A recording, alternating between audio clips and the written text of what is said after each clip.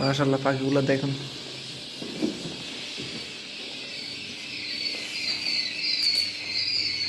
একদম খাদ্য যেগুলো আছে না এগুলো সবগুলো হচ্ছে একদম প্যালেন্টার করা। এটা হচ্ছে আপনার সোনালি স্টেটার।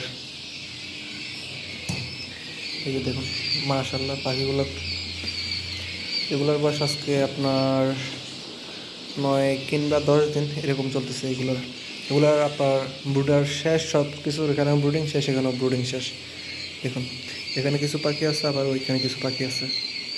দেখুন সবগুলো আলহামদুলিল্লাহ খুব সুস্থ সফল আছে।